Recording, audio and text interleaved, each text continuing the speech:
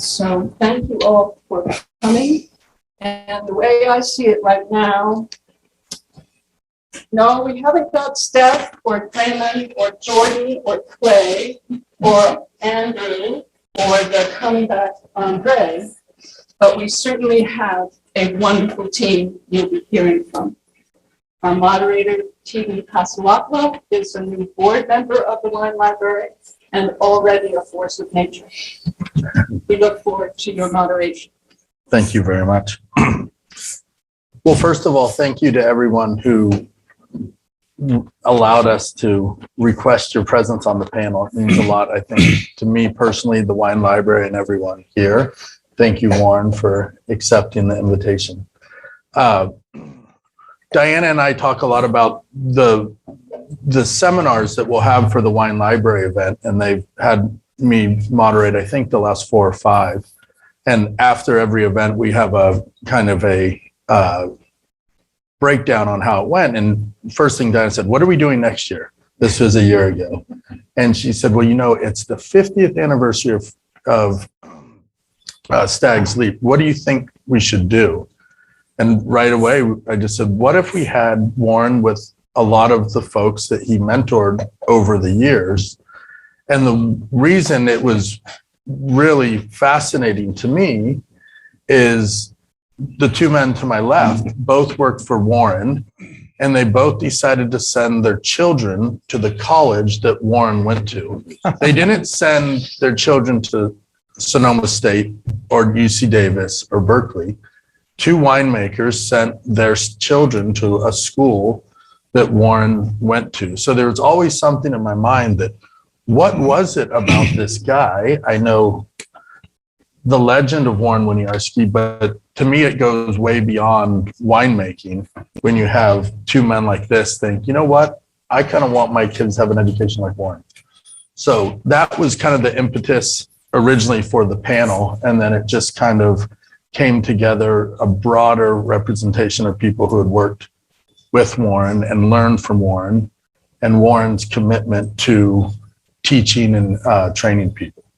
So thank you, everyone, for joining. And to start it off, I asked Abe Schoener, who his first job in the wine industry was at Stag's Leap in 1998. Abe was on sabbatical from St. John's, and he came out to study, what would you say, the philosophy of wine growing or something like that. And he took an internship there. And Abe's been out, that was 25 years ago. So Abe's been out for 25 years. So I asked Abe, who had been a tutor at St. John's College, to give us a little history of the classical relationship between a mentor and their students. So Abe has presented a lecture on the subject. I can't even say how honored I am at Tegan's request and to be included in this panel. And in spite of my honor, my gratitude to Tegan, I have not complied with his request. But instead, I've written a brief address on a somewhat different topic. Not surprising. We're shocked. In 4 parts. Fritz is listening. The first part is on the etymology of the word mentor. Etymology means something like the history of a word, its origin, what other words it's descended from, how it was originally used. The word at the heart of this seminar is clearly mentor. The interesting thing about our noun mentor and verb to mentor is that there is no word in ancient Greek that corresponds to it. And yet, the word comes from ancient Greek. The noun and verb in English come from the name of a very important character in Homer's Odyssey. The character is named Mentor. The word is originally only a name, a proper noun. The character appears at 2 crucial points in the story. In order to explain these to you, I'll need to remind you a little bit about the book. The Odyssey is widely understood to be the story of Odysseus's return from the war at Troy to his island home on Ithaca, where he ruled before he left for Troy. What we easily forget about the Odyssey is how much the book is about Odysseus' son, Telemachus, left at home during this time, and about Telemachus' education. You could say about his growing up. Athena, the goddess of wisdom, watches over Odysseus and Telemachus, and at the very beginning of the story comes to Telemachus and urges him to go on an expedition to find his father, or at least to get some word of what has happened to him. He is young, and he has never been far from home, and he doubts his ability to carry this out. There's a wonderful scene where he walks on the beach of Ithaca, not yet bold, and Athena comes to him as the Odysseus's old friend, Mentor, who stayed on the island when Odysseus left for Troy. Mentor comes to him on the beach, speaks to him briefly but vigorously, and fills Telemachus with the spirit that he needs to set out. It is interesting and important to note that Mentor does no teaching or instructing in any obvious way. He is, in a literal sense, an encourager. Telemachus sets out, has many adventures, and returns to Ithaca without his father, but with the hope that his father will soon return to Ithaca too. Mentor never appears to the young man again till the end of the book. At the end of the book, Odysseus is back, reunited with Telemachus, reunited with his wife Penelope and his father Laertes. He must engage in a battle with the young men who never left Ithaca during the war and who have taken over and despoiled Penelope and Telemachus' home. Mentor appears twice in these final moments. Once when the battle is going against Odysseus and Telemachus, Athena comes again in the form of Mentor, and Homer says explicitly that she did not put victory in their spirits, but instead she tested them. This is absolutely remarkable. When she first appeared to Telemachus, she encourages him. But now at this crucial moment, when father and son could use some encouragement from a god, instead, the god tests them. The word in ancient Greek literally means something like to make a trial of. It is related etymologically to our word experiment. In a certain sense, she uses the battle to make some kind of experiment of them, or perhaps even on them. The last appearance of Mentor is in the closing lines of the book. Odysseus, father and son have triumphed, Odysseus and his father and his son have triumphed over the predacious young men of Ithaca, have killed their leaders, and are assured of lasting victory on the island. Odysseus is about to slay one last young man when Athena appears to him one more time and orders him to hold back and to put an end to the destruction of war. I'm quoting Homer now. So spoke flashing-eyed Athena in the form and voice of Mentor, and Odysseus listened and was glad in his heart. The last role of Mentor is to give a kind of divine order that keeps the hero of the poem from doing something. And this very prevention makes him glad in his heart. If this is the role of Mentor in the Odyssey, how did his name come to mean something like guide, tutor, teach in modern English? A kind of verbal detective work answers this, and we can trace the meaning of the word to a didactic novel written in France in 1699 called The Adventures of Telemachus. The author is Françoise Fenelon. You could say that Fenelon rewrote the story to suit his own ends and thereby created the modern notion of the mentor as guide and advisor. Section 2, Greek words for learning and teaching. The central Greek word for teaching is didasko. It means I teach, I instruct. It seems to have the sense of an ongoing or repeated activity. We can hear this in the repetition of the first syllable, didasko. It is never used of a moment when someone suddenly understands something. Socrates makes fun of the notion of teaching, that it is like pouring something from a pitcher into a glass. Teaching is never the filling of an empty vessel, from a full one. It is rather some kind of ongoing activity that is more shared between two parties. In other words, it is a misunderstanding to think of the teacher as active, filling, and as the student as passive, receiving. One of the great lessons of Plato's Socratic dialogues is the joint activity of the two parties. And it is an activity that is not simply divisible into teaching on the one hand and learning on the other. This is, I would say, moderately clear and not surprising. But here is where the Greek language about teaching and learning really diverges from our own. There is no word for student in ancient Greek, and there's not even really a word for learning. You're going to have to take my word for the truth of these claims. Before I came to Napa and made wine, I pursued a PhD in ancient Greek philosophy and learned absolutely as much as I could about the Greek language, and I was pretty good at it. So instead of trying to prove these claims, I'm going to tell you a little bit about how these notions, so central and fundamental to us, are conveyed in ancient Greek. In ancient Greek, there's no simple expression that is the equivalent of our "I have learned."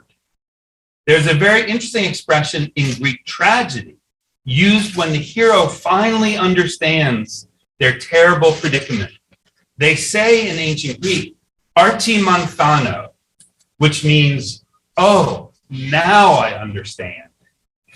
The understanding is the result of what we would call learning, but it is only a result. The whole preceding play records the activity of learning that must precede this moment of understanding.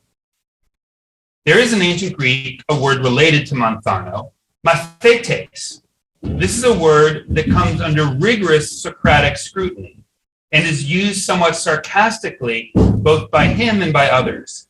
It should literally mean one who understands or who has come to understand, but it's clearly used like our word pupil and disciple. The mathetes is the one who now claims to understand as a result of having learned. It is a disciple in the negative sense of the follower, the mere follower, the follower who believes he has some kind of understanding by virtue of being a student of the master, of the guru, or of the mentor. How do you convey in an earnest way in ancient Greek what we would call a student? Whereas we would say, "I am learning algebra," or learning how to ride a horse, in Greek you have to say, "I'm practicing X," or "I'm pursuing X."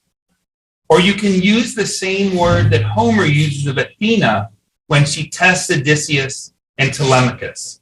You can say, "I am trying X." Or you can use a passive construction, "I'm being taught X," or "I have been taught X." What we call learning is somehow nameless in Greek. There's one more word that has a surprising importance in the ancient Greek vocabulary of teaching and learning. The noun pais. And there are a series of words derived from it. The two most important are paideia and paideuo. Pais simply means child, not just in respect of age, but with a sense of innocence and ingenuity, conveyed by our expression, childlike. It is important to know one more other ancient Greek word related to pais, paisdo. Paisdo means to play, as in play a game, to play a sport, or even to toy with something. Paideia, which comes from pais, is usually taken to mean something like our word education. But my feeling is that you can see in its root in child that it's not simply the same thing.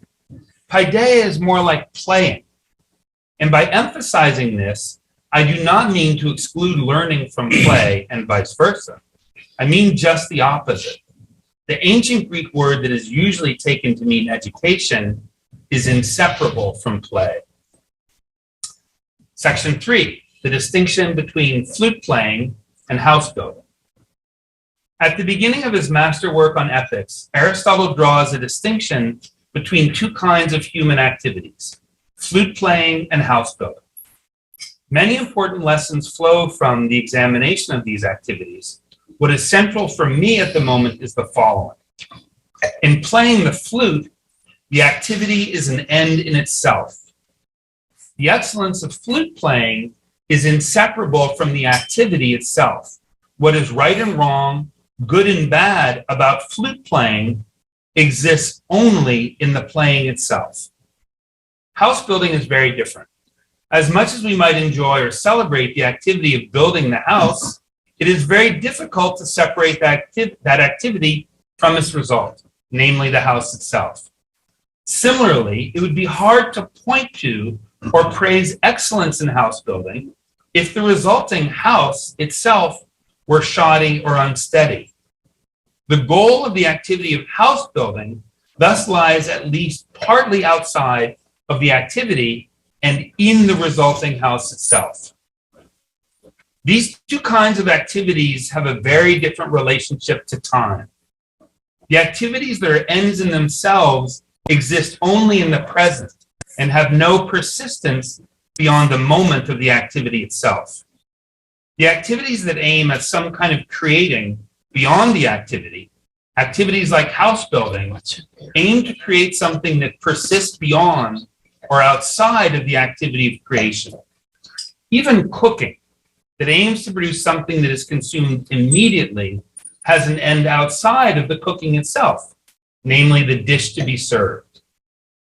It is clear that as much as winemaking is a kind of wonderful play, as much as the act of making wine can be like the act of flute playing and can be enjoyed and praised in itself, it is finally like house building and must be judged for its result, a product that can stand independently of the activity of its creation.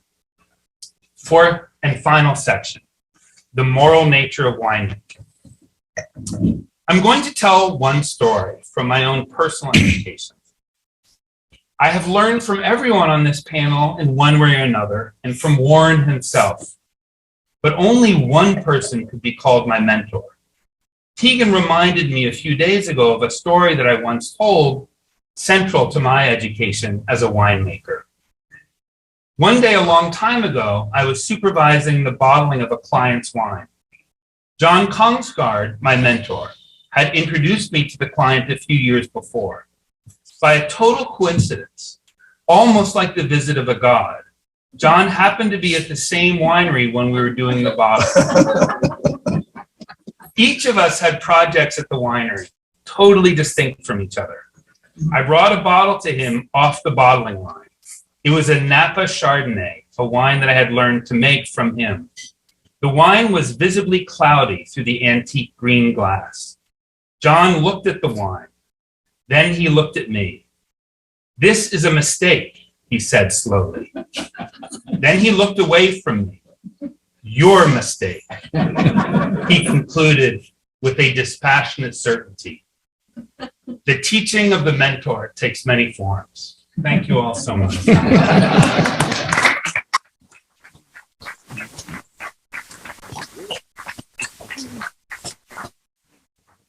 Thank you very much, Abe.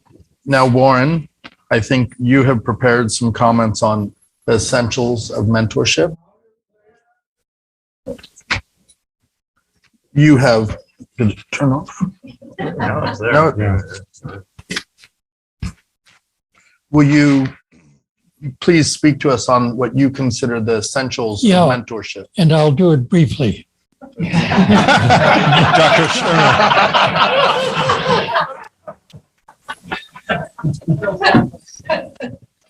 Each, I think, of the mentees here, if that's appropriate, was assigned a job to begin with that had nothing to do with wine. I wanted to find out, and they were puzzled by that. For example, John Williams' job was to drive the kids home from school. And he probably, since he was the first trained enologist that I had in my winery, he probably expected to do enology. But my purpose was to find out what kind of human being John was before I put him on the work of wine. And I could only find that out by little jobs that were insignificant relative to the main project. And I found out something about John as a human being through that. I'm not going to tell you what.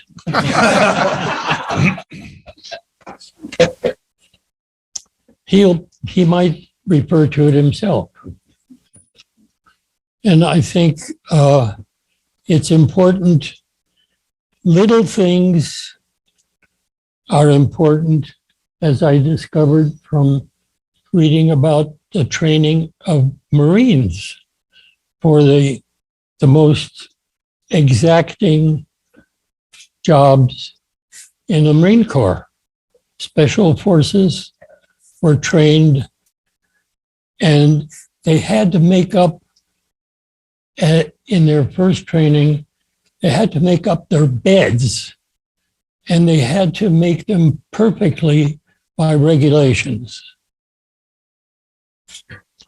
And these expectant fighters rebelled against that somehow. They said, I'm here to fight and not to make up beds. And they were told, if we can't count on you for little things, then maybe we cannot count on you for big things. And with that introduction, I will pass to the next person. I have a question for you. Can you tell us about your experience with Lee Stewart and contrast that experience with Robert Mondavi? Yes. And what you learned from each of them? I mean, that's really a good question. Lee Stewart was the best master for what he was concerned with, and that was detail. There was no detail too small not to give it the full attention. And give you an example, when you're dealing with barrels, you have a bung that goes into the bung stave. And he wanted, and it has a grain because they were wood in those days. So habituation was not a matter. What we do now, we have surgical rubber. It has no grain. But the barrel has a grain and the bung has a grain, and he wanted the soft grain and the hard grain to line up bung and barrel together. So he made a little notch in the center of that bung so that it always went in the same way and was not twisted, to make the perfect seal. Robert Mondavi was not a man of detail. For Robert Mondavi, the goal, the elevation of objective was the most thing. So I said, as a formula, for Lee Stewart, nothing was too small not to give it your full attention. For Robert Mondavi, no goal was too large not to be exceeded. Excellent. Thank you very much. I will note to everyone that we are currently drinking the Chardonnay from Warren's home, or his Arcadia vineyard in Coombsville, so made by Stag. It's the 2020 vintage. And if you see on the tasting sheet, it will tell you what the wines we will be drinking. I won't really announce them when the other panelists are speaking, but you can follow along. Well, I would like to start with you, John Williams. And I know you have something prepared, but I want to start with one question. Do you remember your first day at Stag's Leap Wine Cellars? Well, I went to pick up his damn kids.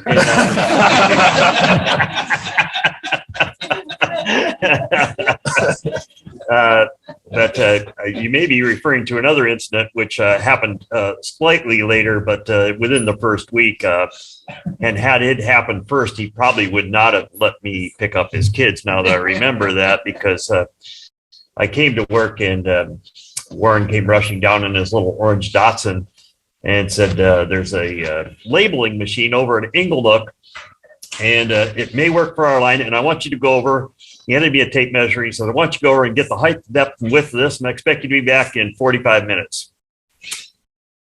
And I said, well, Warren, that's going to be a little difficult because I don't have a car. I hitchhike to work. He looked at me somewhat surprised, says, you can take my card, but make it 45 minutes, you know? And so I went over and didn't have the heart to tell him I had no idea where Inglenook was. I had was only recently arrived in the valley. But somehow for the first time in my life, I asked directions and so on. I got to Inglenook, measured it, and I was going to make it coming back over the Oakville grade, coming around that steep corner, when someone was coming the other direction, completely out of control, and took out the whole side of Warren's car. And that was a little bit of a problem because the guy hopped out of his car and he says, I am so sorry. This is completely my fault. I cannot stay. Here's my wallet with all my information. He got back in his car, which was barely drivable, and took off. I said, this could be hard to explain. But there was someone seen the whole thing and came down and he says, man, really made a mess of your car. And I said, it's not my car, it's Warren Winiarski car. And he said, you poor son of a bitch. But anyway, he helped me. He'd already called CHP, and CHP came, and we got things straight. And the guy shows up, in middle of all this, explaining what happened to the CHP. Guy takes full responsibility. He's got insurance. He's going to take care of everything.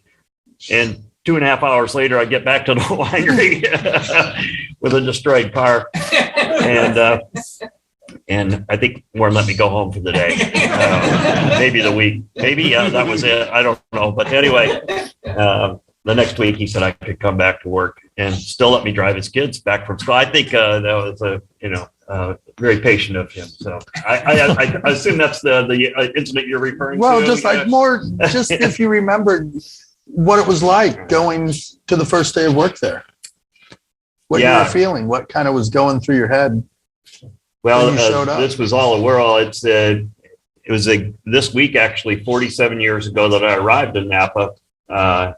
And that's when I met Larry Turley. And it was Larry who introduced me to Warren and Barbara at the wine library tasting, which was at Charles Krug that year. And that's where, I don't know if you remember, Warren, that's where we met. And you said that you could do some help on the bottling line. And was it the first day I got there that we did some bottling, or it was within? No, it was later. A little bit later, yeah. But of course, the wine we bottled went on to be very famous. Yes.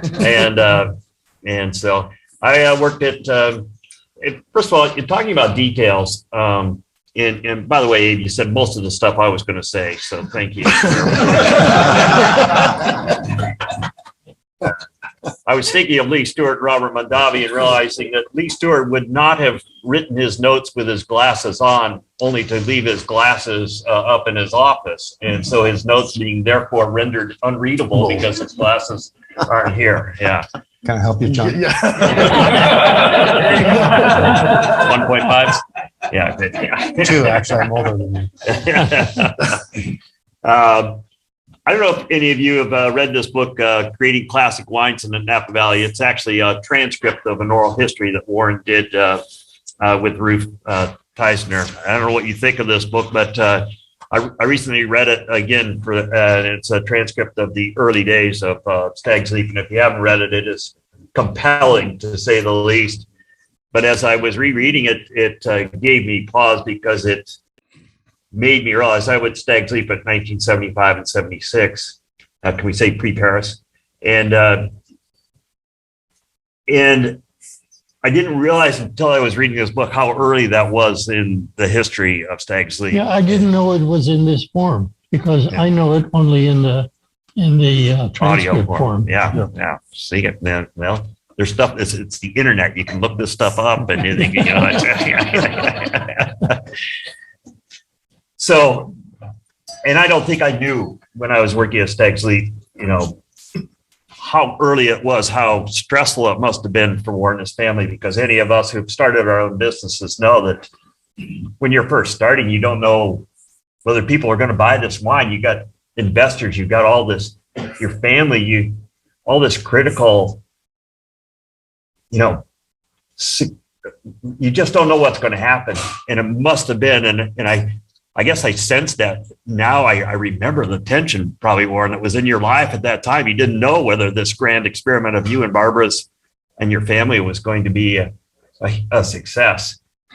And as I was thinking about how that has influenced my own ability to start my own company, to start my own winery, you just don't know what form mentorship is going to come in, I guess. And, that really stuck with me as I read this is how early and how stressed and how important a time this really was. In this book, and I really think everyone should get a copy, Warren talks about the hands of winemaking and the head of winemaking, and separates the physical act of winemaking with the thought process that goes into the decision making of winemaking. And I got both at Stag's Leap. I remember one of the first things Warren made me do was set up a complete sanitation cycle with a pump, and I was all ready to sanitize this tank. And he says, "Stop, take everything apart." And I said, so I took the hoses off, put the clamps and everything else. He says, no, take the pump apart. We took all the heads off the pump. We took all the impellers out. And he says, "I want to show you all the places germs can hide in this pump." And that came back to me when my first wine fermented, and when I had my own, made my first wine as a head winemaker. That's the kind of details that are important. I think when we were all starting here as winemakers, we never imagined that we would turn the hands of winemaking over. So we would never let someone do our pump overs for us, or we would never let someone hook up a pump. That was the hands of winemaking. But of course, as time goes along, we realize that there's the head of winemaking too, and that there's so much that goes on. And I can't even, in retrospect, imagine how lucky I was to be there when Warren and Andre were tasting this wine before it was bottled, or the 74 when I was bringing them samples out of the barrels, or the 75 as we were draining the fermentation tank. We aerated it over that big stand-up tank, and literally they were standing there discussing the involvement of terroir in this new region that no one had really even codified yet. And what a spectacular experience that was for me. I think you think when you're with someone as significant, Warren or Andre was a consulting winemaker there, that at some point they're going to sit you down and teach you the secrets of winemaking. And I didn't know in what form that was going to come in, but one day Andre asked me if I would come and help him prune roses. And I thought, this is it. This is the moment when he's going to teach me the secret of winemaking. And I gladly went to his house. It was hot that day, I remember. And we pruned roses for some time, actually. And my job was to take them out. And they were kind of nasty and all prickly and so on. And I said, this is a test. This is good. He's going to tell me now how to make wine. And finally, we got done with the roses. And He says, I think it's time to have something to drink. And I go, he's going to pull out a great old Beaulieu and we're going to talk about, what it took to make this wine. And we had a lovely glass of iced tea and he sent me home. So he never taught me about winemaking, but damn, I know how to prune roses now. And I think that's something. So I guess you just never know in what form mentorship is going to come from. But in fact, it was Warren and Barbara and their family that revealed the truths through their own generosity, be it warm soup late at night, late on a crushy night when it's raining and cold, and Barbara would bring down warm soup, or, I'd be stacking cases up in the basement of our house and listening to Kasha play, doing her piano lessons. And I think the greatest lesson of all was what you have to give up to pursue this craft, this passion, this crazy thing we decided to do. Warren put his everything, and Barbara put everything into making that winery a success, raising their family, making sure their kids got home from school safely.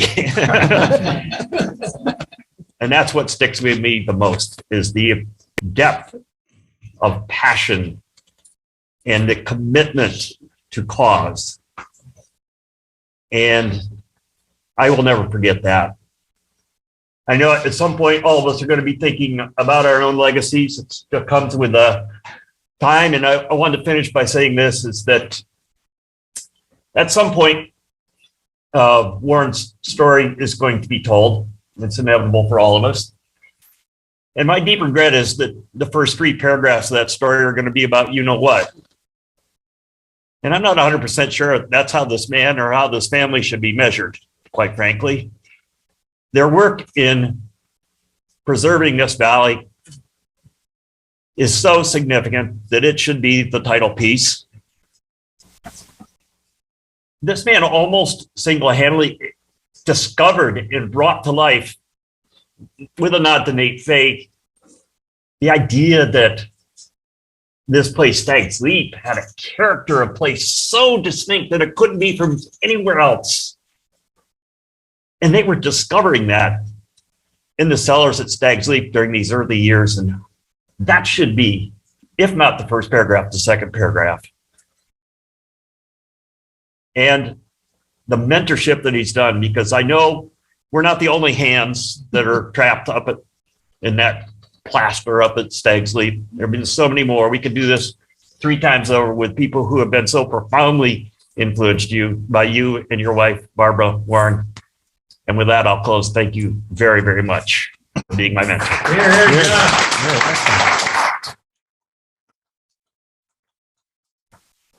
And I think my shirt is John said he thinks his Chardonnay is better than Warren's, just for the record. Now the arrogance of the students. Sad. So John Kongsgaard, why did you want to work at Stag's Leap? Very clear. I was a boy in Napa when there were hardly any wineries. I went off to be a literature student. And while I was studying literature and philosophy in Colorado, the wine industry kind of exploded, and suddenly there needed to be a technical class, the enologist, to help all the wealthy, inspired, lovely people who came here didn't know what to do. So I went to Davis because that opportunity arose. And lucky for me, I'm a many generation Napan. And I said to my dad, to his utter dismay, that I wanted to be a winemaker. And he said, well, okay, there's one who lives down the street in Stonecrest. That would be Andre Celicev, who was our neighbor for all those years. So I went to see Andre, and he said, you'll have to sacrifice everything you're doing if you want to be a winemaker. You're a literature student. You'll never read a book again because you'll be so tired when you finish your work day in the field So read up now. And I said, well, what should I do? And he said, well, what are you interested in? And I said, I'm interested in, chocolate and vanilla, Chardonnay and Cabernet. And he assigned me. Andre said, well, you go work for Fred McRae. Your dad knows him at Stony Hill. And then the white wine's easier.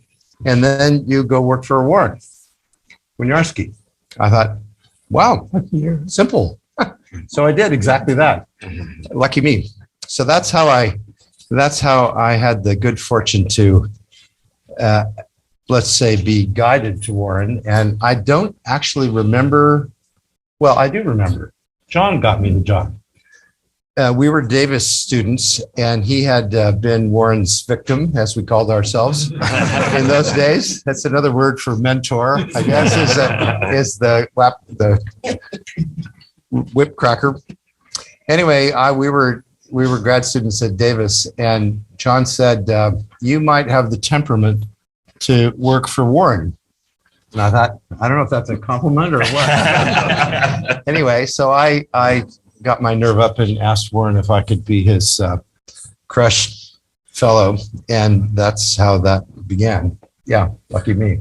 So when I met with Warren, he told me stories about most everyone on the panel. Yeah. And one that he told me about you was that you discovered something during harvest, that the unmarried men were working the night shift and the married men were working the day shift. And Yeah. Warren said you came to him and said, hey, I figured something out. Yeah. You've got the married men, they get to work in the day and go home at night.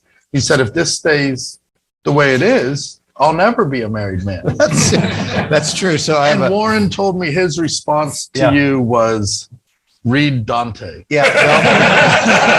Yeah. So the question was, this was some of you know Rick Kinsbrenner, a wonderful Australian colleague. Rick and I were there together working for Warren, and we both posed this question to him, and we said, what are you supposed to do between we worked the night shift. Right. The guys had the day shift, and then we had the cleanup, do all the hard work shift after that. And I asked Warren, what are we supposed to do between shifts? And that was the answer. I think he said read Plato. But Okay. anyway, same difference. Yeah. So Did you know of St. John's before you met Warren? no. And Warren became a inspiration for us in many ways. I'll tell you an education story. And on my first day, I wasn't trusted with the car. Probably I taught him not cured to- that. you taught Warren not to trust the new guys with the car. So I was asked to walk down to the bus stop and escort the kids back up to the house. So that was on my first day. But my real first day job, and this is kind of like the Marines making the beds situation. I was ready for, my blast of wisdom to come from the great man. And he took me over to a house where the tractor driver and his family lived, and said, well, your first job is to put a linoleum floor in this, in the bathroom of the tractor driver's house. And I said, sure. What? And there was Warren had been to the hardware, and there was a roll of rollout linoleum. It wasn't like putting the squares down and then figuring out the final thing. It was like I had to measure it and mark it and cut it and put it down. And I looked a little terrified. And Warren said, well, you wouldn't have this job if I hadn't checked out your education. And you've had a good education, and I'm sure you can figure this out. So I was fine. I did it. It was a little funky in one corner, but anyway. You didn't have it up at his house. Yeah. No. Anyway, that was my first day. It was the kids in the linoleum. Yeah. So this is kind of to both of the Johns, Mhm. because you both sent your sons and Yeah. daughter to Warren's alma mater, Yeah. which ended up in theory being a wine school, because they both came back to work with you. Yep. What do you guys think about that? I had nothing to do with my son going to St. St. John's? And I don't think he knew. I mean, he picked St. John's on his own? Yeah. So can't blame Warren for that. Okay. I'll tell you, it is the perfect wine school. I mean, it is, I can't think of a better education to become a winemaker. So I'm glad he did. And of course, most of you know Rory's a passionate winemaker and knows. John? Yeah, well, I'm happy to say my son has taken over for me with his St. John's training. And, you know, you get to not just learn about chemistry and philosophy. It's an amazing education. I'll swing another St. John's loop into this. Our daughter, before our son discovered St. John's, she knew about it from us, and I learned about it from Barbara and Warren. And when they were learning, Helen was already there, and she told Alex, her little brother, that the hard part is the Greek. You have 2 years of Greek, or a year of ancient Greek. And so when Abe was working for Warren, a St. John's connection, we heard about him, and we drafted Abe to teach Alex ancient Greek before he got there. And so that was another, and that's when Abe and I became friends, and I've got to be his nasty mentor. And so anyway, there are a lot of St. John's connections. I know, yeah. Well, thank you. Anything else you'd like to add? Anything that you do today that you think is influenced by your experience there? Well, I just have to share a few moments. I'll be a little more light of heart. Warren, as John said, was, I think, a wise man, and as a wise man, a scared rabbit when he was starting Stag's Leap, because, as John said, there was a big cash outlay, and there were partners, and how is this going to work? And this was pre-Paris and so on. And so Warren, to make sure that his chaps were doing everything that we could to make sure he would have a success, would sometimes come down we had, as you learned, we had the all night shift. So Kinsbrenner and I would be down there doing really all the important work in the middle of the night. Warren would give us these, you know, the guys were just crushing the grapes, and we were really making the wine. So Warren would give us this incredible list of stuff to do. And then he would come down in a tan bathrobe and his slippers at like 2 a.m. and make sure that we'd done everything correctly. And Kinsbrenner, who was, of course, an Australian, had a funny way of speaking and listening. And so Warren saw us doing something that he didn't expect. And Warren, he didn't lose it, but he expressed some emotion by saying, "You guys have wrecked my wine. And, you know, terrified. And Kinsbrenner thought he said, "You've racked my wine." And of course we had racked our wine. So we had a who's on first moment where, of course we racked your wine, Warren. You wrecked my wine. Yes, we wrecked your wine. Anyway, so he was very, very careful that we did everything like make the marine bed perfectly. And he told us once in a while we would express we would match his exasperation by saying, "I think we know what you want." And Warren would say, I don't think you know what I want, and I'm just going to make it a little more clear. And he said there, and this I take with me everywhere in the winery. He said, there is a reason for everything that we do. And he didn't just mean it like read the list, but mean it go in your mind and your heart and think, why are we doing this? And that was like how we learned about the wine making. It wasn't like Warren said, this is why we do it. He said, there is a reason why we do it. And then it would just leave us with that. And then we would have to reflect on what the reason was. And that has stuck with me.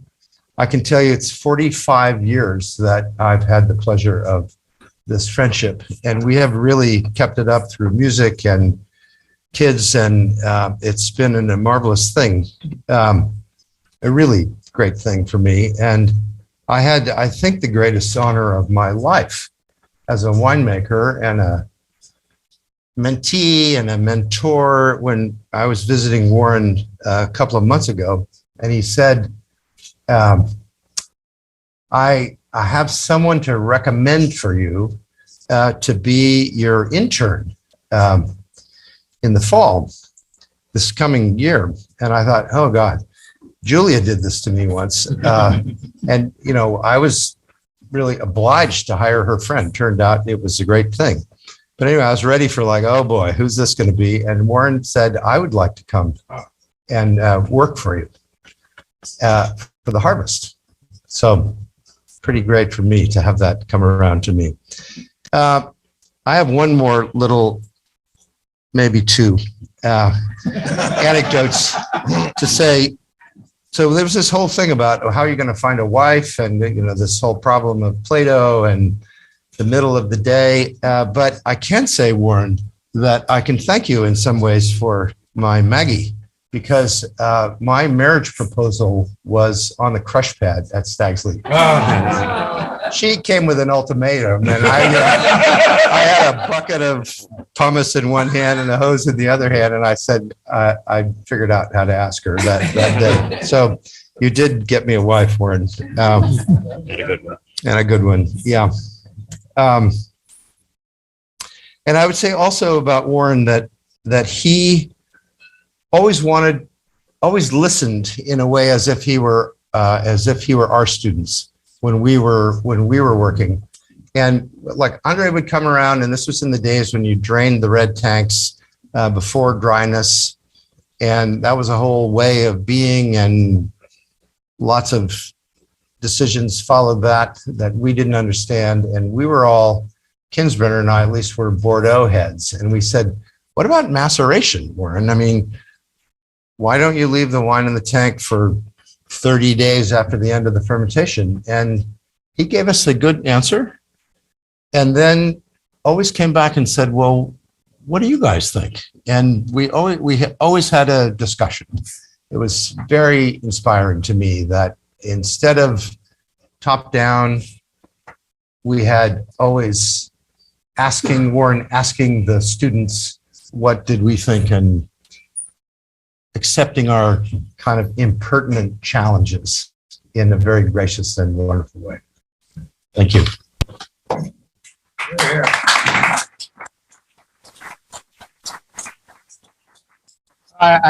Sorry, I missed one thing. There was always the list of stuff to do. Like if you can't think of what to do, there's always go look at the list. And one thing said, polish heat exchanger. And we looked at that and laughed, and Warren, being Polish, we thought it said Polish heat exchanger. So we never cleaned the heat exchanger. We thought he wanted us to know it was from Poland. Sorry. Did you ever use the kidney dialysis machine as the surge pump for the DE filter? Yeah. Okay. I yield the floor to my esteemed colleague. Nicki, Yes. you weren't always making wine. What were you doing before you started making wine? I come from a healthcare background. I was a foot and ankle doctor. And, it takes a lot of years of training to do that. And when I came back home to California, I had gone to graduate school in Chicago. So there's the Chicago Where Warren's from, yes. connection. And I came back home to California, and I was just like, I don't know if I want to hang my shingle out.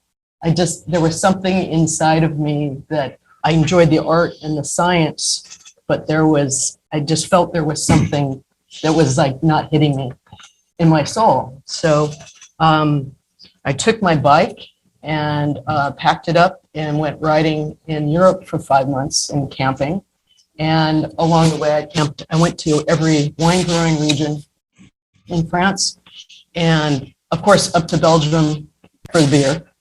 And because beer making had been a hobby, so fermentation science was something that was very interesting to me.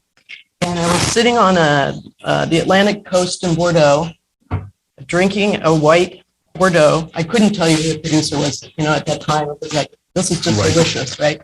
And I looked around and I saw where I was, and I kind of went, I had to come, 5,000 miles away from home to realize what it is that I wanted to do. And it was to be involved in growing grapes and making wine. So when I came home, I started taking classes at Napa Valley College, and I had different teachers there. One of them happened to be Bob Broman. Right. And Bob Broman was one of Warren's Disciples. Victims. And one day, and I'd been taking classes for like 2 years, and there was Steve Krebs, who Axel Borg is here, and he's a great guy at UC Davis for anything wine library you need to know. Axel's the guy. Steve Krebs, he comes out of his office with a little, college line notebook paper and said, winery, a grape sampler needed at Stag's Leap Wine Cellars.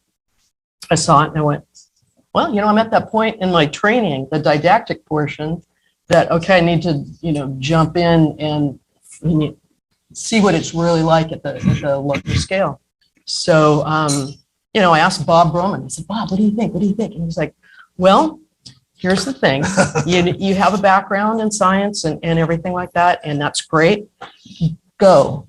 Warren is a taskmaster. Watch him, learn from him, and you'll only be there for a harvest. And I was like, okay. Well, what happened was Michael was in Chile. Michael was the winemaker at the time. Michael happened to be down in Chile, and so Brooks Painter was the person that interviewed him. So I went through like 3 interviews to be a grape sampler. And then when Michael came back, I came into his office for this interview. And as you can imagine, this is September of 1998.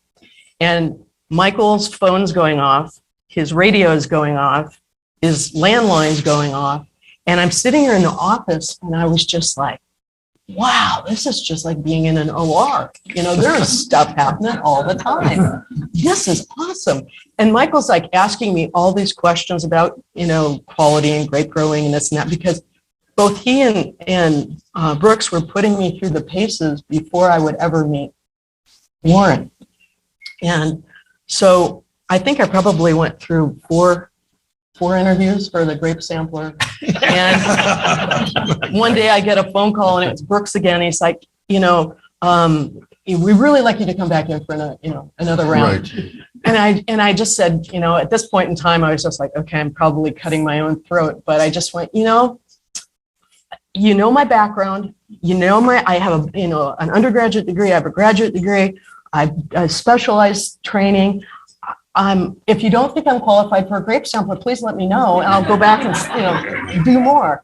And so Brooks was like, let me call you back. And so he called me back and come on in, and I became the sampler for the harvest. Now, how I first met Warren, he probably won't remember this, but Brooks and Michael had me out there sampling the state vineyards and grower vineyards. So I'm up and down the Napa Valley learning all the different vineyards that Stag's Leap Wine Cellars buy for the Napa program.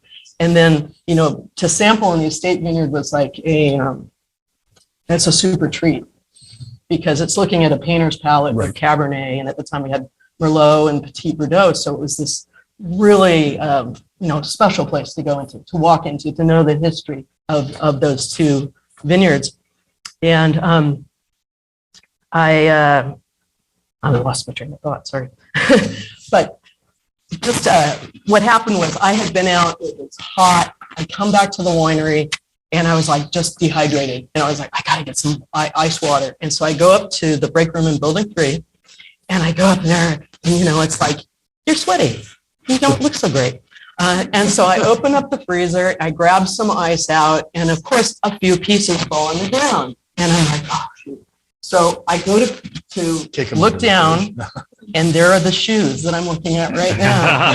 And I went, oh, dear God, this is my, and I got up and I closed the door and I said, hello. And he said, hello. I said, hi, I'm Nicki Pruss. I'm your grape sampler this year. And that was my first encounter with Warren. And then when did you meet Michael? I met Michael during the interview process. Interview process. And so we worked together from 98, 99, 2000, and then he left in March of 2001. And along the way, it's interesting because I'm sitting between 2 people that really got me to understand what wine is about. And, Warren always talks about it's the ground, the grape, and the guy or the gal.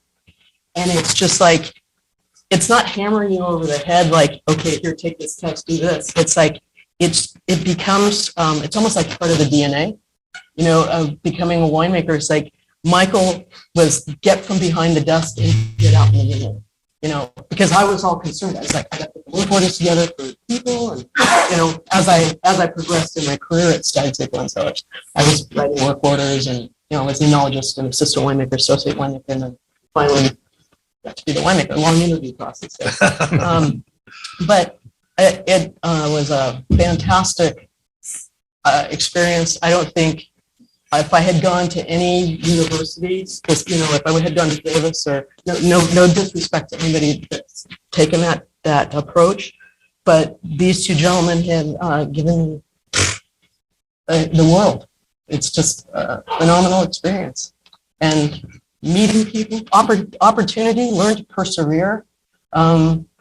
Before anything is made, it's made twice.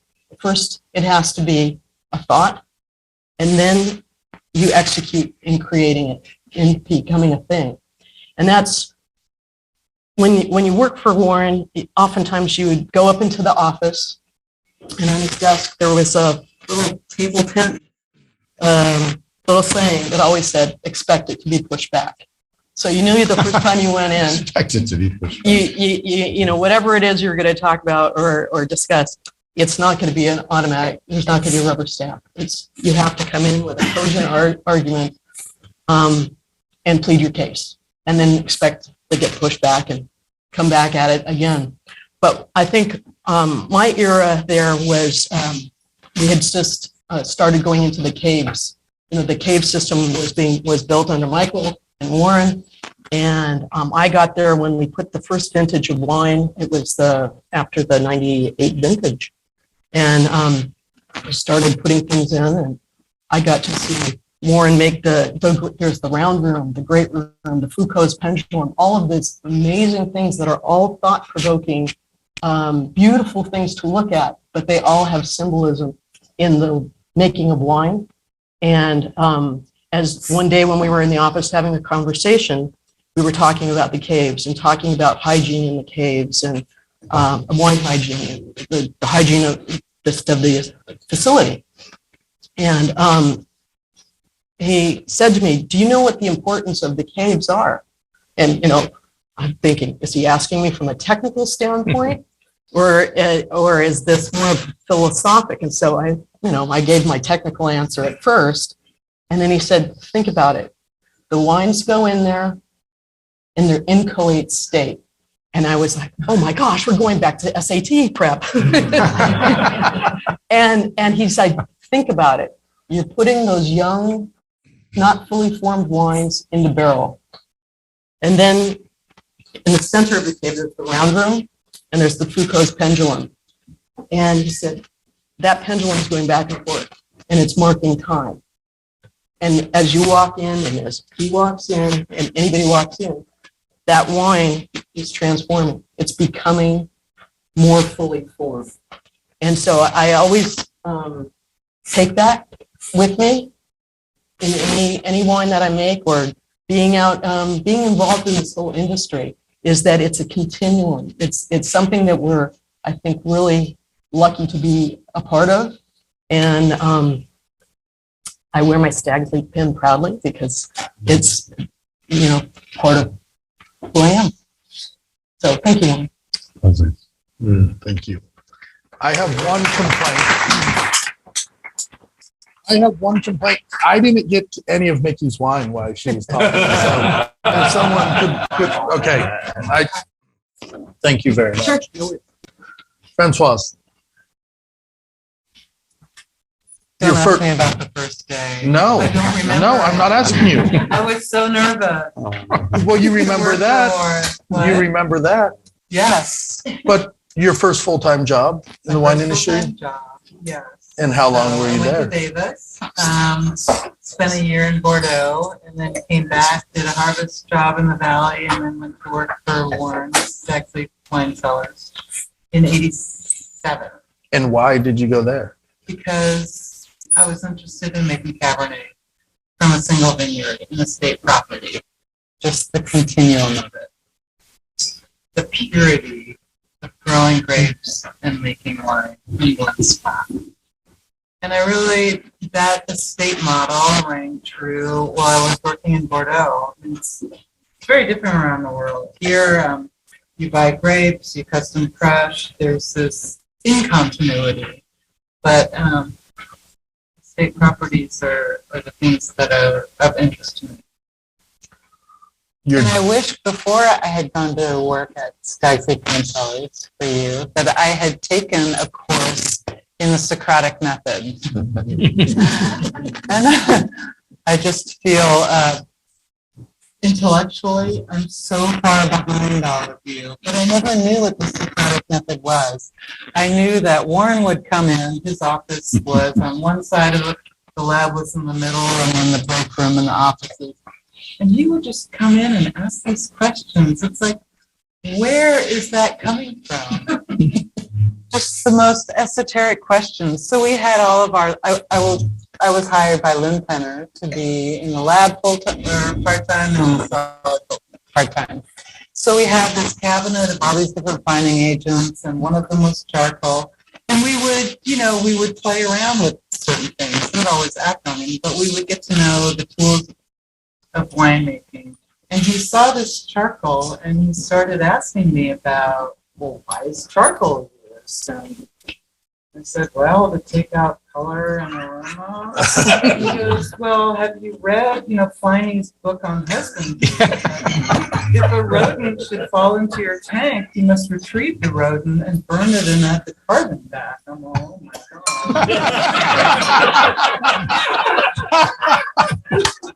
But he was such an amazing teacher, and he didn't really always know the answer, and he wasn't interested in the answer. He was just interested in the dialogue. Beautiful. I wish I had worked for you when I was in my 40s or now 50s. I would have known so much more. You would have had so many more questions. I know. your daughter who's here is now a winemaker. Yes. What have you learned that you have been able to teach her in dealing with the wine industry as a whole and kind of navigating women in the wine business? Well, first, she came to a lot of winemaking jobs early on because there are early mornings, and I wanted to expose both of the kids to how much fun the wine industry is. Just the natural ebbs and flows of the season and how you mark time. So I think she really enjoyed that. Being Catholic, it was always this fruit of the vine, work of human hands. And I think it's the best job in the world. What I learned from Warren, though, is that wine is a thing of beauty. And hopefully I've instilled that in my daughter. One of the best lectures I heard from Warren was about the golden mean, or the golden ratio. So you have, excesses and deficiencies, and what's in the middle is that harmony. And once we, as winemakers, find that harmony, wine's the most beautiful product. Warren, you never told me any of this stuff. Oh, really? Oh, and the one about the Nautilus, is that in that book too? Because I'm totally going to Amazon that one. Yeah. Well, thank you very much. Sure. Don't you want to know any fun stories? Any? Yes.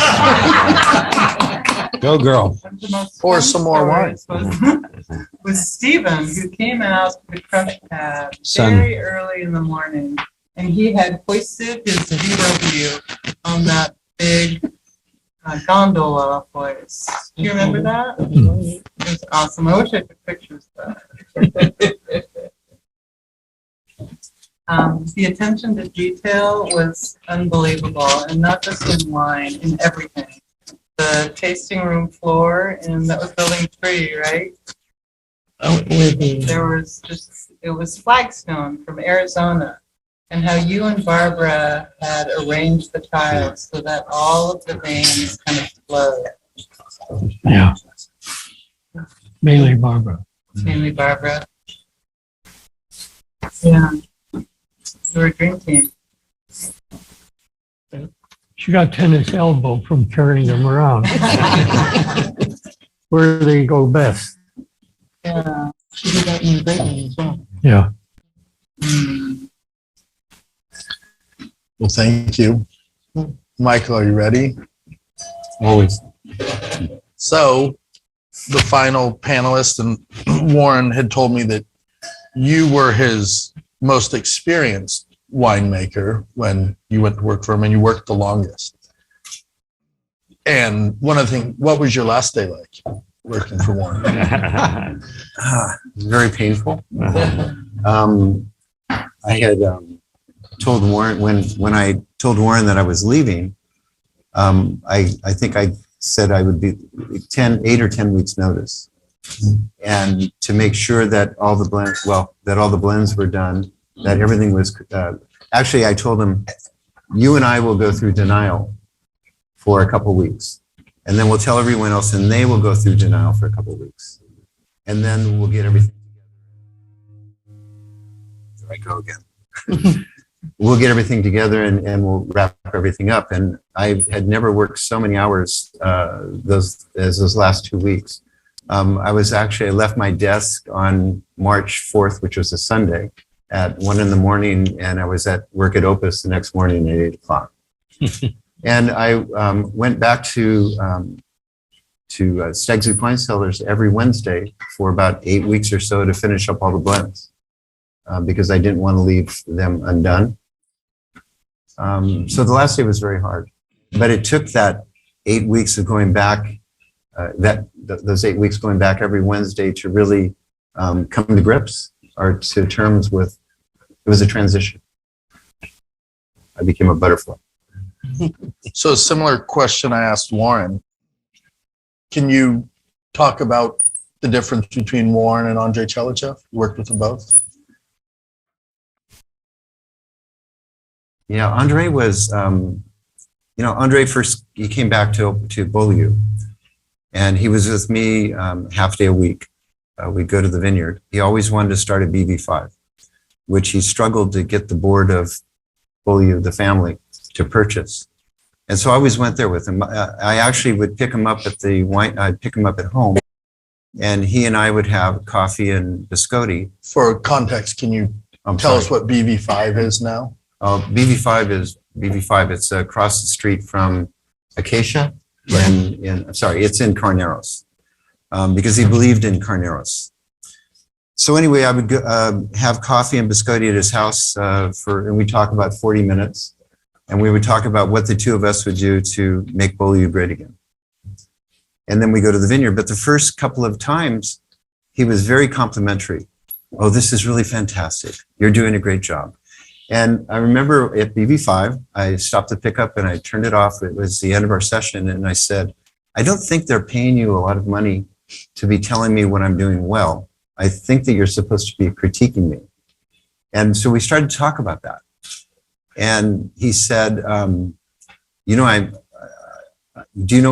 want me to say whatever I really think? I said, yes, of course. And he said, do you know what that means? And I said, yes. And he said, and when I'm done, will we still be friends? And I said, yes, of course. He goes, so I can say whatever I want. At the end of every session, we will still be friends. Yes. And he held his hand out and he shook my hand. And after that, it was like, I don't know if you've seen Little Big Man, the film, but it was Custer going down and being buried. I mean, he would just pick everything apart, and he was very critical, but always, he was very direct. Warren, I had 10 interviews with Warren.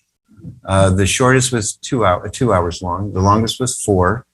And I had 3 take-home assignments. One of which was he gave me a bottle of Cask 23, a bottle of Sauvignon Blanc, and a bottle of Reserve Chardonnay. And he said, take these home and taste them and write a report on what you would have done differently during the growing season, during the harvest, making of the wine and aging to have made the wines better. So, I mean, that's something that you either just totally freak out at or you have some fun with. But I made somewhat of a mistake. I thought I should give these some context. And George Scheffler had given me a bottle of Opus 1, and Paulmeyer was the hot Chardonnay at the time. So I bought a bottle of Paulmeyer, and I'd already tasted the Chardonnay, the Sauvignon Blanc with the group, a competitive tasting. So I didn't feel I needed to do much with that. But so I compared Paulmeyer and the Reserve Chardonnay, and I compared Opus 1 with Cask 23. And when I turned in my report, because he said, yeah, taste these wines, and anytime tomorrow would be great. So, I went in the next morning and report, and we started talking. And he looked at the report and he said, "What is this?" And he was very upset with me because I had actually written about Opus 1 and Paulmeyer. He said, "Why in the world would you have tasted these wines? I didn't ask you to do that. That wasn't the assignment." I said, "Well, I thought you would like to know how they compared and contrasted to wines that are supposed to be very good as well, and would make me appreciate yours better." And he seemed to be okay with that, but not completely. And Nicki's right about the expect things to be pushed back, but I found out something fairly early with Warren. And that is, he loves puns, and he has a great sense of humor. And Randy Pace had tried for years to convince Warren to put the Napa Valley Cabernet into a punt bottle. And Warren had always put, and then the capsules with tin capsules. And Warren always pushed back. We happened to have been together with Karen McNeil, and Warren made a reference to Karen McNeil. He made the reference between that. He said Aristotle made a reference between height and beauty. And so I wrote that in my report, like trying to convince him to allow us to have punt bottles and foil capsules. And he got to the part about the relationship. I said you made this reference to Karen about the relationship between height and beauty, which from Aristotle. And I think these wines will be much more handsome and more beautiful on the shelf if they're a little taller. And he started laughing, and he was laughing so hard, he got his pen and he signed approval. He approved the whole thing. And I went by Randy's office, who was the COO, and I plopped it down on his desk and just left. And he comes running out. What did you do? And I said, "You have to have a sense of humor. Warren has a great sense of humor." And so he approved it. Sweet. And you're well known in the Napa Valley for mentoring a lot of folks who have come through and worked for you. Is there anything that you have taken from your time at Stag's Leap that you try to pass on to others? Yes, make sure there's water around the island. Can you elaborate?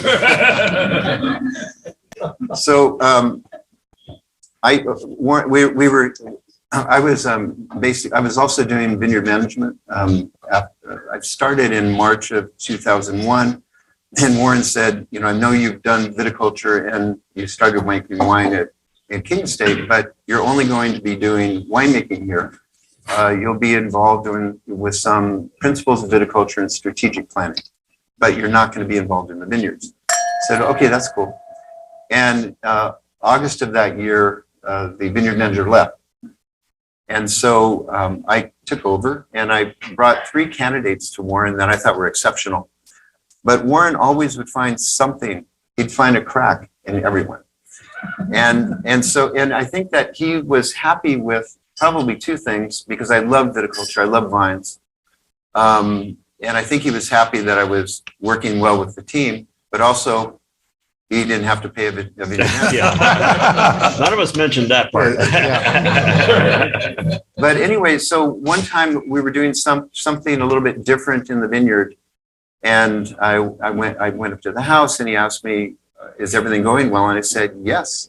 He goes, "Did you explain this and that and the other thing?" "Yes, I did." "Well, is there water around the island?" I said, "What do you mean?" He goes, have you gone back and made sure that they understood what you asked them to do? I said, I'll go check. And I came back and I said, you're right, it was a peninsula.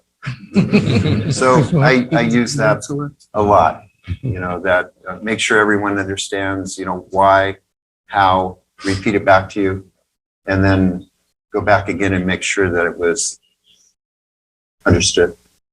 Trust but verify. Yeah. The sense, it's not enough to say it's an island. You have to say it's an island completely surrounded by water. If you can't get to that point, you're not there. If you grew up in Mont Saint Michel, you could be in trouble. It's okay, Well. Sadie. Sadie, Warren, is there anything you'd like to close with? Anything you'd like to say?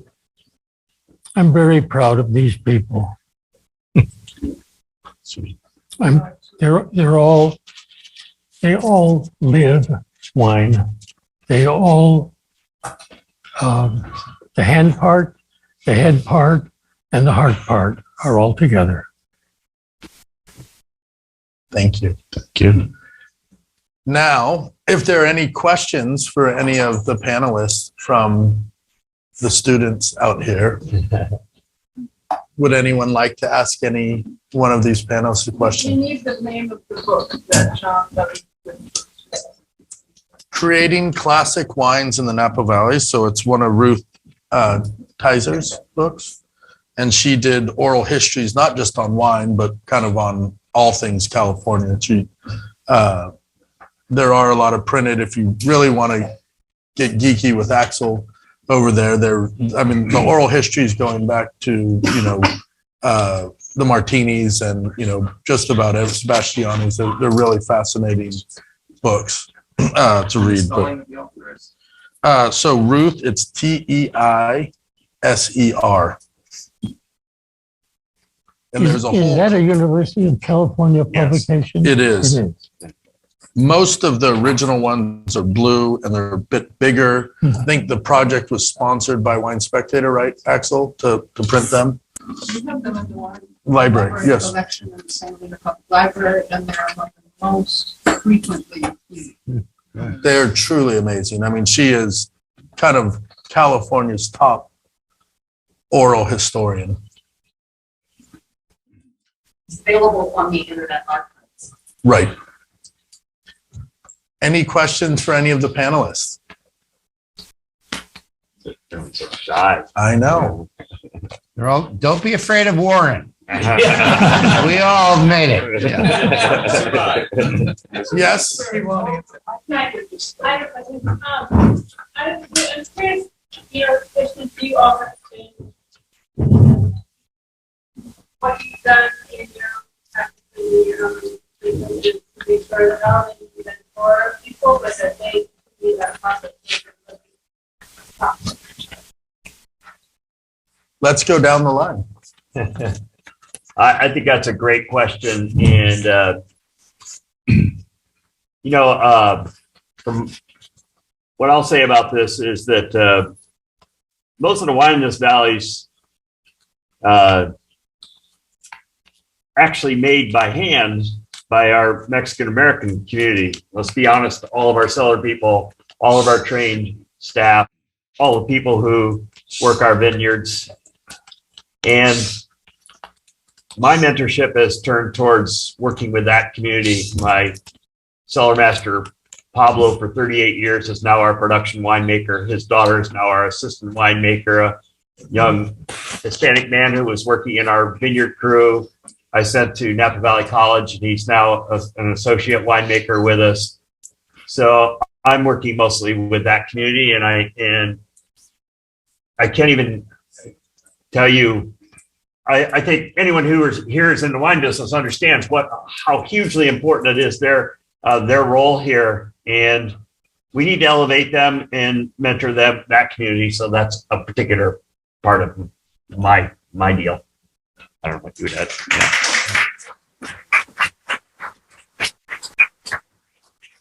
I have a kind of opposite story. my mentoring period was for the 13 vintages where I worked at Newton Vineyard in St. Helena.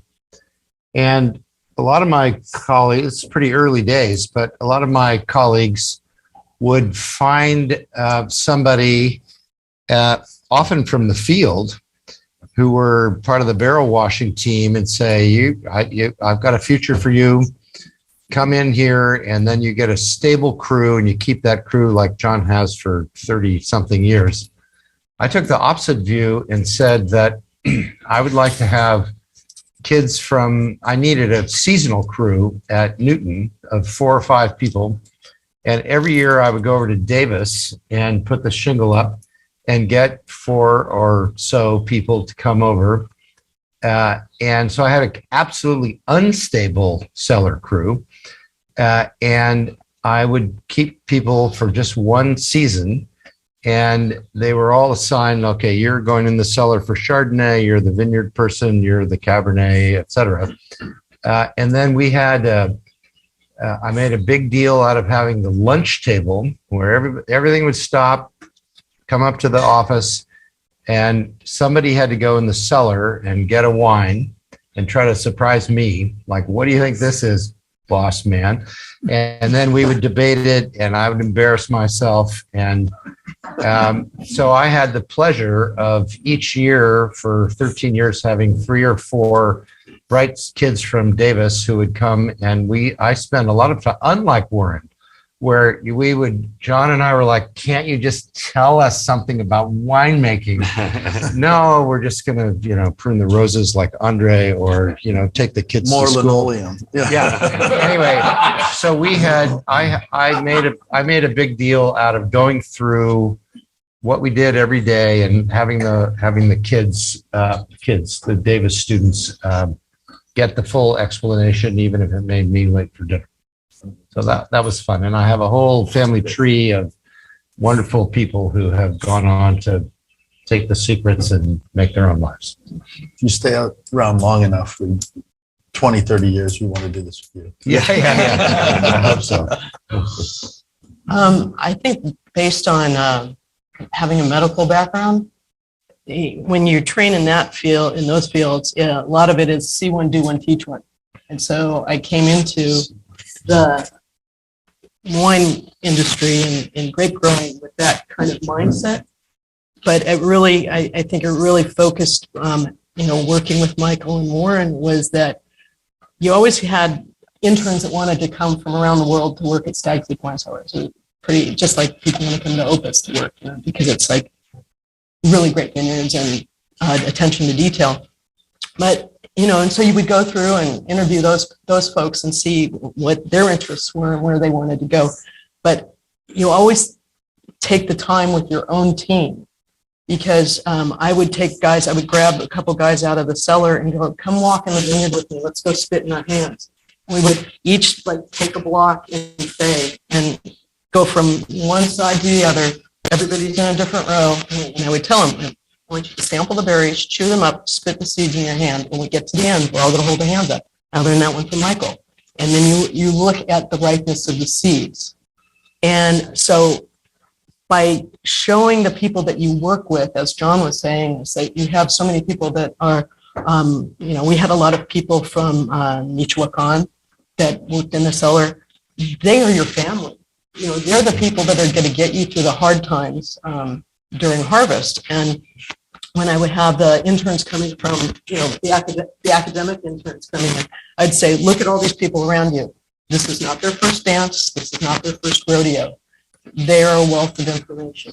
And so I think in terms of, you have mentees that come to you, people that come to you for maybe a season, but you have the people that are around you every single day that you can help just impart a reason why you're doing something, but you learn so much from them because you teach them to use their nose. If you smell something off, come get me. If I haven't smelled it walking through the room, come get me. This is as much, winemaking, grape growing is a team sport. It's not just one person. It's everybody that's involved in creating these wines that you see in front of you. My experience is a little bit different in that I don't have a winery or my own place. So I mostly work with individuals that are on estate properties. And how I can mentor them, it all starts in the vineyard. So time in the vineyard, and just to be able to have them coax and express what that vineyard site wants to do, first and foremost. And the winemaking should be secondary.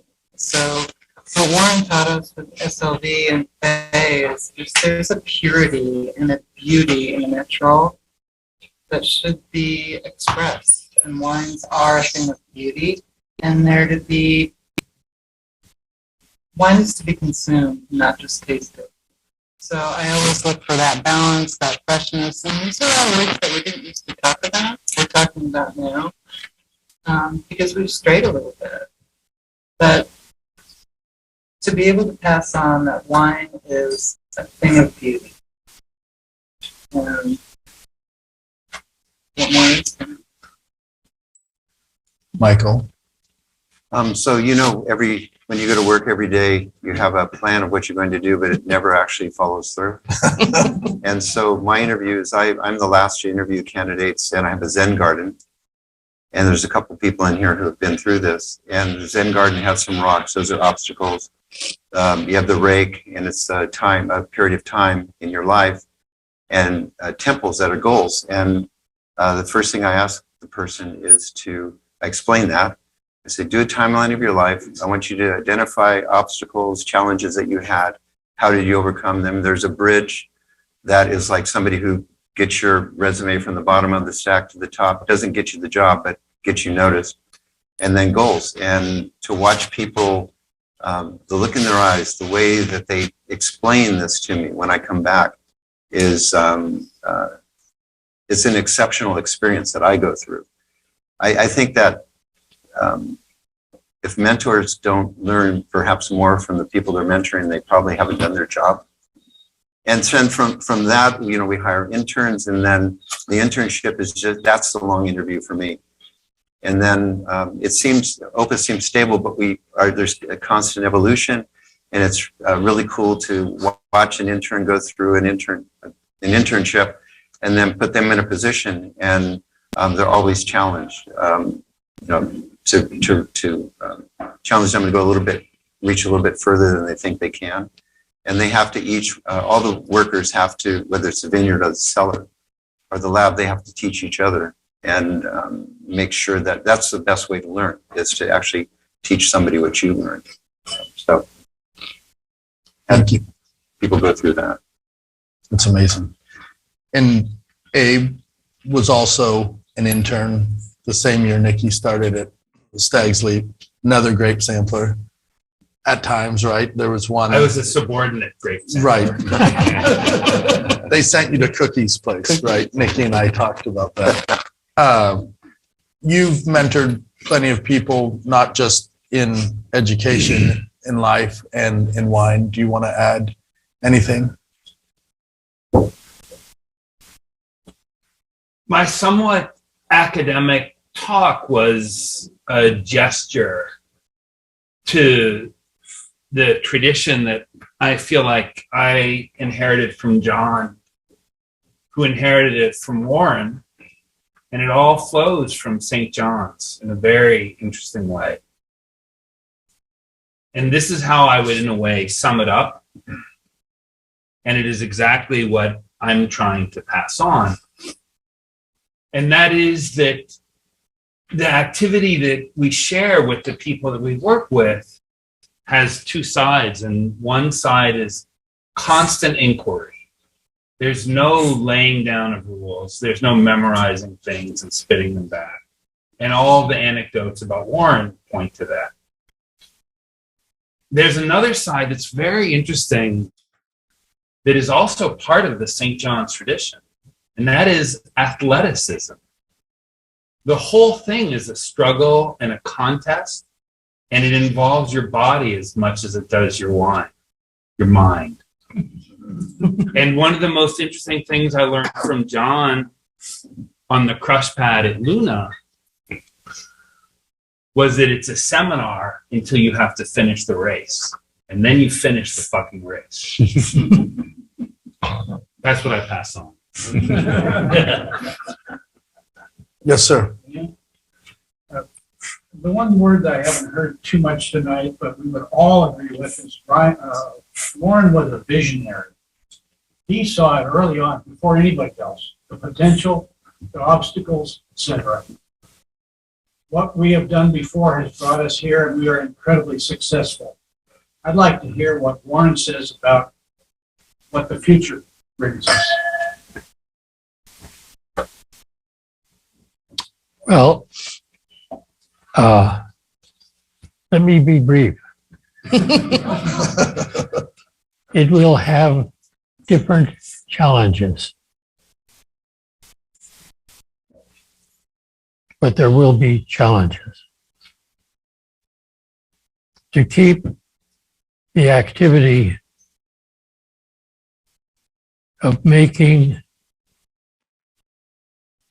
something that expresses completeness in the way that there's nothing else like it. And to keep it there will be challenges. Completeness is something as humans we don't possess. But we can possess it somehow in things like wine. And if they're well made, the balance that was talked about, the harmony, the euphony of the parts, they all take very great skill with the hands, but they're worthy. That experience is worthy of the challenges. So we keep your eyes open for the challenges. There was another question in the back earlier on. Did someone else have a question back there? No? Hands? Well, I would like to thank Warren for all you've done for the world of wine. I would like to thank you for bringing all these people together. I'm very honored that I could even sit at the table and be part of it. And thank all the panelists and thank the Napa Wine Library, Diana. Thank you for all your hard work that you always do to put these seminars together that I think the value of is indescribable. So thank I you. understand far better why the people I'm able to work with are so wonderful. Thank you for all the decisions you make, responsibilities you carry, and your loyal support. I feel very lucky to be here. I hope you all do too.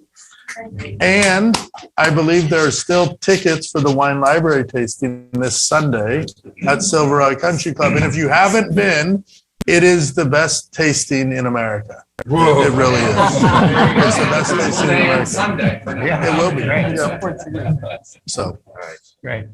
thank you. All right, yeah.